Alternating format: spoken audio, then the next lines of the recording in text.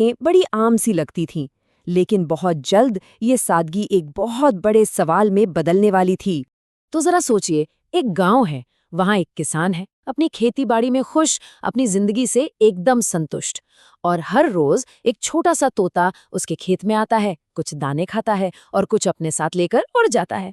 बिल्कुल शांत माहौल, रोज का एक हिस्सा। लेकिन ये शांति ज्यादा दिन नहीं टिकती। कहानी में ट्विस्ट तब आता है जब कोई तीसरा आकर इस सीधी सादी बात को एक जुर्म, एक अपराध का नाम दे देता है, और यहीं से सारा मामला बिगड़ जाता है। बस किसी ने आकर किसान के कान भर दिए, कह दिया, अरे ये तोता सिर्फ खाता ही नहीं है, तुम्हारा अनाज चुरा कर भी ले जाता है। बस ये शब्द चुरा कर ले जाता है किसान के दिमाग में बैठ गए। जो रोज की बात थी वो अब सीधी सीधी चोरी लगने लगी।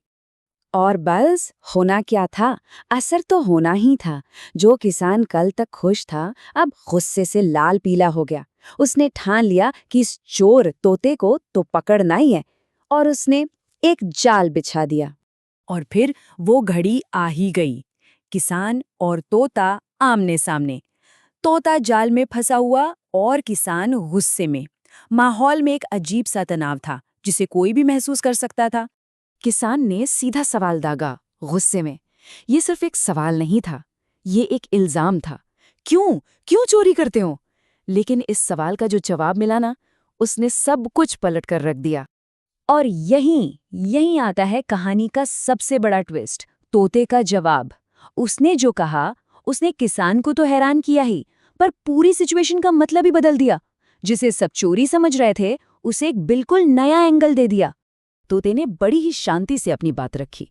उसने कहा, मैं जितने भी दाने ले जाता हूँ, उनमें से एक भी दाना मेरे अपने लिए नहीं होता। फिर उसने हिसाब दिया, 2 दाने मेरे छोटे छोटे बच्चों के लिए, 2 दाने मेरे बूढ़े माँ बाप के लिए, और 2 दाने मेरे उस पड़ोसी के लिए जो बीमार है और बेचारा चल फिर भी नहीं सकता। टोटल 6 दाने। और हर एक दाना चोरी का नहीं था, बल्कि किसी की जिम्मेदारी का, किसी के लिए हमदर्दी का सबूत था। मतलब वो तोता अपने लिए नहीं जी रहा था, वो तो अपने पूरे कुनबे की फिक्र कर रहा था। और बस यहीं कहानी हमें एक पल रुकने को कहती है। जरा सोचिए, ये सिर्फ एक तोते की कहानी नहीं रह जाती, ये कहानी बन जाती है दया की, निस्वार्थ होने की। तोते का वो जवाब हम सबके लिए एक बहुत बड़ा सबक है। तोते की ये बातें सुनकर किसान मानो सुन्न पड़ गया। सारा गुस्सा हवा हो गया, उसकी जगह शर्मिंदगी ने ले ली। उसे एहसास हुआ कि जिसे वो एक मामूली चोरी समझ रहा था, वो तो असल में किसी की निस्वार्थ सेवा थी। एक छोटे से पंछी ने उसे जिंदगी का सबसे बड़ा पाठ पढ़ा दिया था। तो इस कहानी से हमें क्या सीखने को मिलता है? ये हमें एक जीवन दर्शन सिखाती है, एक ऐसी सोच जो कहती है कि हमारी जिम्मेदारी सिर्फ खुद तक नहीं है, बल्कि हमारे परिवार, हमारे बड़े बुजुर्ग और हमारे समाज के उन लोगों तक है जिन्हें हमारी